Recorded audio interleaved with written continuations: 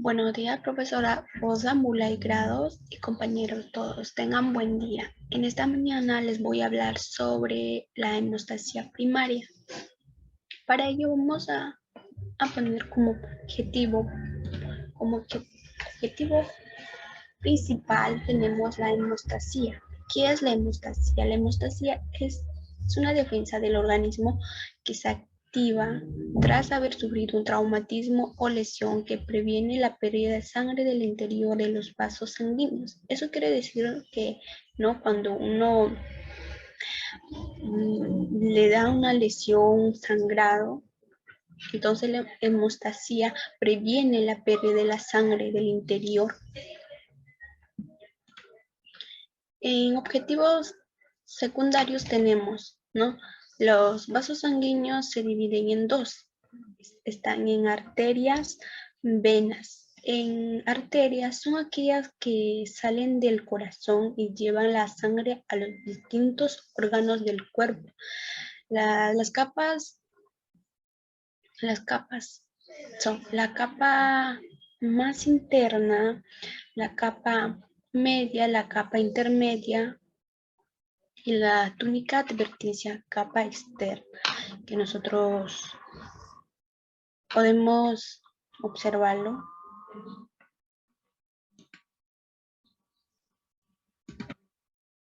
Que la capa, ¿no? Que pueden observar aquí, tenemos, ¿no? La capa que es el intermedia y que digo interna, y la capa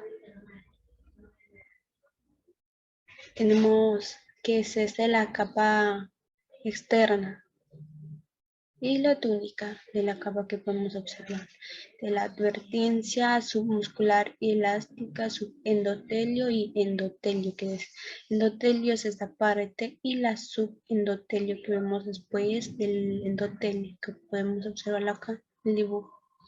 Y en venas tenemos, en las venas son ya lo sanguíneo mayor, que las venas arterias que corren superficialmente, las que vacía en el tejido conjuntivo que cubre los músculos como venas superficiales y acompañan a las arterias que son dos por cada arteria como venas profundas, y las capas que tienen son las siguientes válvulas endoteliales. ¿Qué nos quiere decir, no? Que tenemos acá, por ejemplo, las válvulas.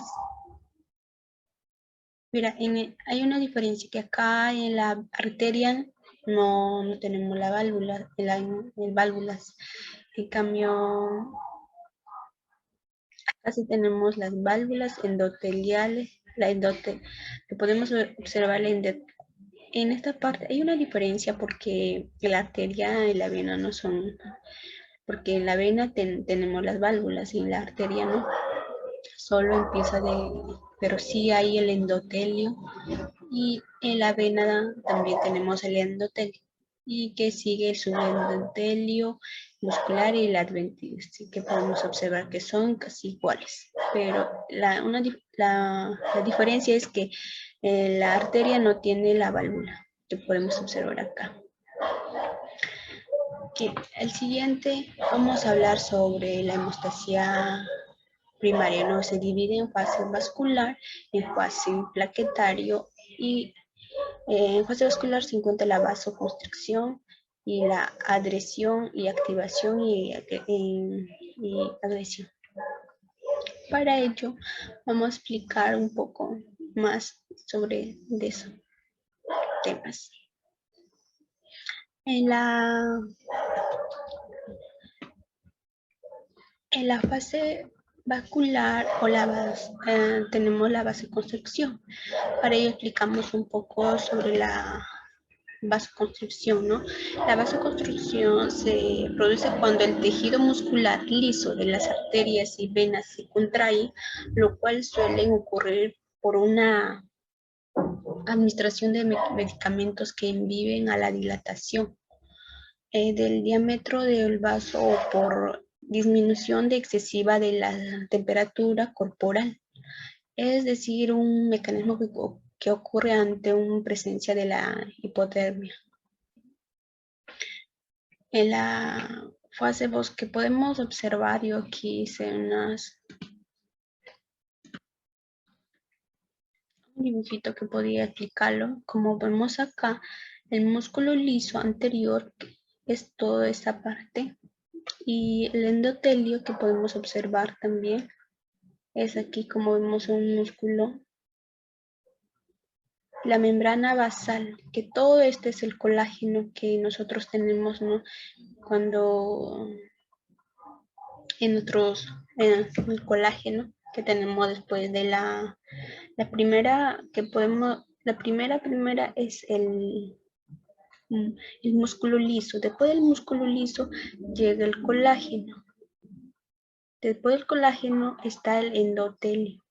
Después del endotelio ya se encuentra mm, la, la, ajá, y que podemos observar acá es una lesión. Mira, podemos observar aquí tenemos una lesión, un lugar de una lesión ya que podemos observar en la vasoconstricción está que lo, ¿no? Como podemos ver, está que se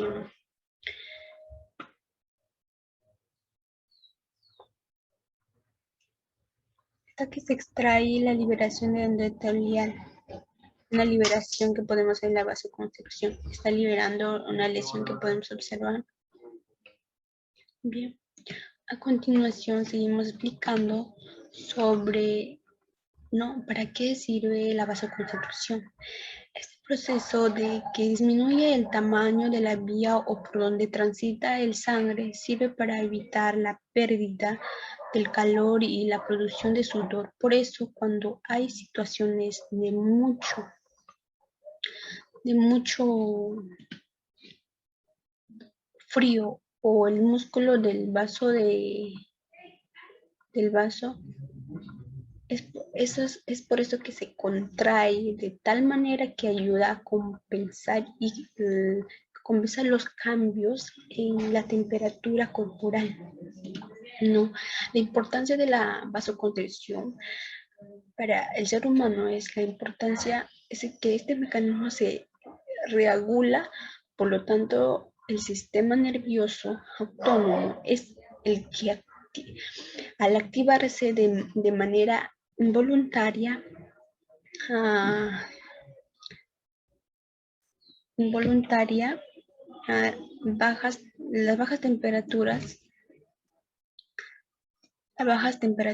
a que terminas reproduciendo las alteraciones de los órganos y los tejidos que se localizan más distales. Entonces, es un proceso que nos ayuda a sobrevivir a la situación de extremas, ¿no? Y para seguir explicando, ¿para qué o cuando hay vasodilatación? Cuando hay una vasoconstricción, lo que sucede es que se estrecha, eso quería explicar hace rato, ¿no? Que se estrecha el paso de la sangre. Por eso el conducto vascular o el cual conlleva a disminuir el flujo sanguíneo.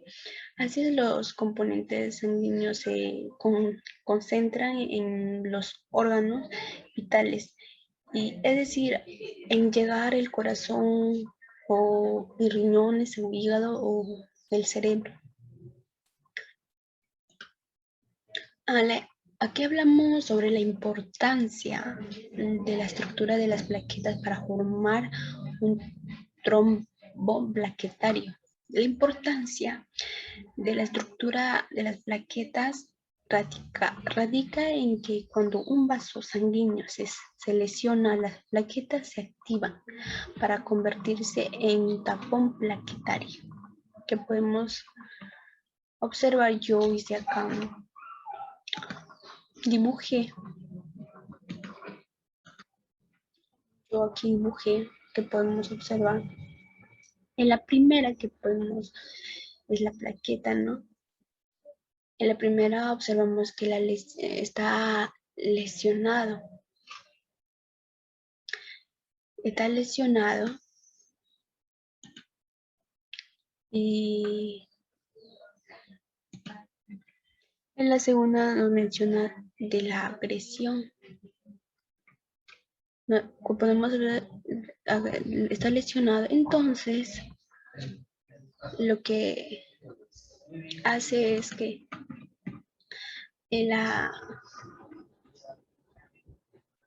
ya en la segunda podemos ver las plaquetas ya se adhieren a las fibrillas del colágeno del subendotelial vascular mediante los receptores de membración y que podemos ver ya en la tercera que acá observamos ya el colágeno, ¿no? Como ya está ahí, ya tiene el colágeno, o sea, la sangre que podemos observar, la plaqueta, mira, ya cómo se contrae. Y en la tercera dice que la agresión ya forma el tapón plaquetario depende fundamentalmente de otros de los factores que estimulan, ¿no? Y, y en el último que podemos observar ya allí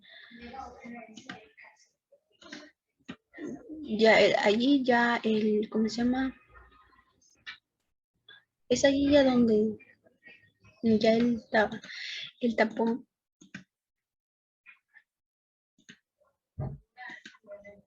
ya es en allí donde ya en la que podemos observar en la última que podemos observar que es coagulación. La coagulación ya no, ahí es donde ya la formación del tapón plaquetario ya depende fundamentalmente de otros factores estimulantes.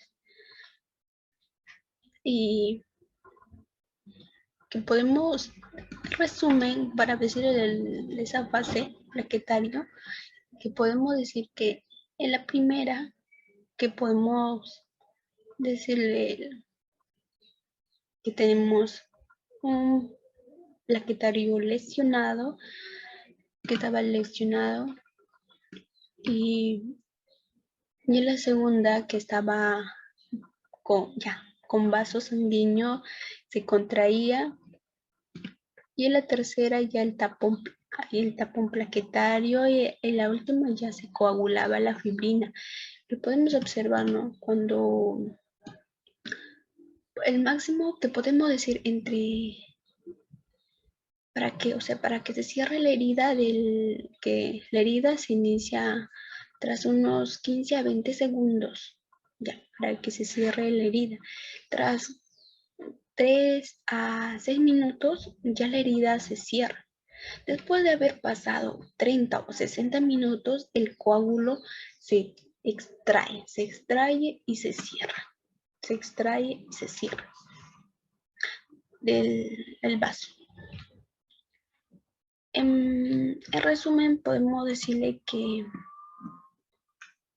en primero, o sea, cuando, cuando se corta o se rompe un vaso sanguíneo, normalmente sucede tres cosas. Primero, el vaso sanguíneo se estrecha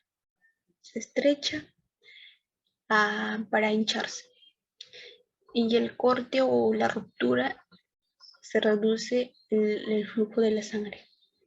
Y el segundo, las plaquetas comienzan a reunirse y pegarse a los bordes de las paredes del vaso sanguíneo dañado formado por un tapón.